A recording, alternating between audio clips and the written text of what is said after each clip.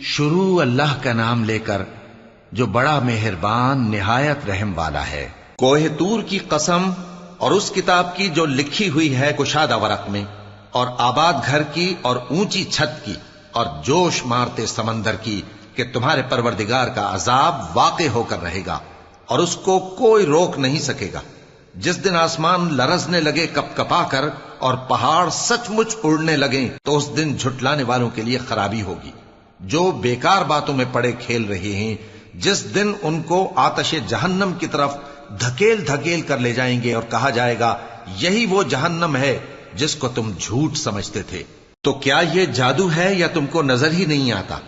اس میں داخل ہو جاؤ اور صبر کرو یا نہ کرو تمہارے لیے یکساں ہے۔ جو کام تم کیا کرتے تھے یہ انہی کا تم کو بدلہ مل رہا ہے۔ جو پرہیزگار ہیں وہ باغوں اور نعمتوں میں ہوں گے، جو کچھ ان کے پروردگار نے ان کو بخشا اس کی وجہ سے وہ خوشحال ہوں گے، اور ان کے پروردگار نے ان کو دوزخ کے عذاب سے بچا لیا۔ کہا جائے گا کہ اپنے اعمال کے صلے میں مزے سے کھاؤ اور پیو، تختوں پر جو برابر برابر بچھے ہوئے ہیں تکیے لگائے ہوئے ہوں گے، اور بڑی بڑی آنکھوں والی حوروں کو ہم ان کی بیویاں بنا دیں گے۔ اور جو لوگ ایمان لائے اور ان کی اولاد بھی راہ ایمان میں ان کے پیچھے چلی، ہم ان کی اولاد کو بھی ان کے درجے تک پہنچا دیں گے اور ان کے اعمال میں سے کچھ کم نہ کریں گے۔ ہر شخص اپنے اعمال میں پھنسا ہوا ہے، اور جس طرح کے میوے اور گوشت کو ان کا جی چاہے گا ہم ان کو عطا کریں گے۔ وہاں وہ جام شراب کی چھینا جھپٹی کریں گے جس کے پینے سے نہ کوئی لغو بات ہوگی اور نہ کوئی گناہ کا کام۔ اور نوجوان خدمتگار جو ایسے ہوں گے جیسے چھپائے ہوئے موتی جو ان کے آس پاس پھریں گے، اور ایک دوسرے کی طرف رخ کر کے آپس میں گفتگو کریں گے، کہیں گے کہ اس سے پہلے ہم اپنے گھر میں اللہ سے ڈرتے رہتے تھے تو اللہ نے ہم پر احسان فرمایا اور دوزخ کی گرم ہوا کے عذاب سے ہمیں بچا لیا۔ اس سے پہلے ہم اسے پکارا کرتے تھے، بے شک وہ احسان کرنے والا ہے، مہربان ہے۔ تو اے پیغمبر تم نصیحت کرتے رہو، تم اپنے پروردگار کے فضل سے نہ تو کاہن ہو اور نہ دیوانے۔ کیا کافر یہ کہتے ہیں کہ یہ شاعر ہے اور ہم اس کے لیے زمانے کی گردش کا انتظار کر رہے ہیں؟ کہہ دو کہ انتظار کیے جاؤ، میں بھی تمہارے ساتھ انتظار کرتا ہوں۔ کیا ان کی عقلیں ان کو یہی سکھاتی ہیں یا یہ لوگ ہیں ہی شریر؟ کیا کفار یہ کہتے ہیں کہ ان پیغمبر نے قرآن از خود بنا لیا ہے؟ بات یہ ہے کہ یہ اللہ پر ایمان نہیں رکھتے۔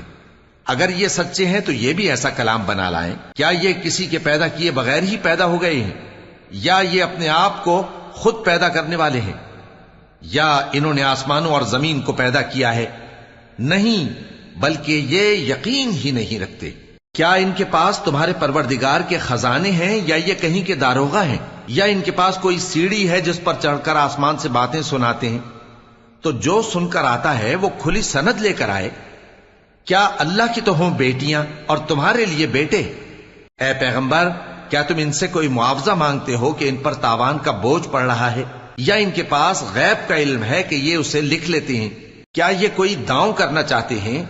تو کافر تو خود داؤں میں آنے والے ہیں۔ کیا اللہ کے سوا ان کا کوئی اور معبود ہے؟ اللہ تو ان کے شریک بنانے سے پاک ہے۔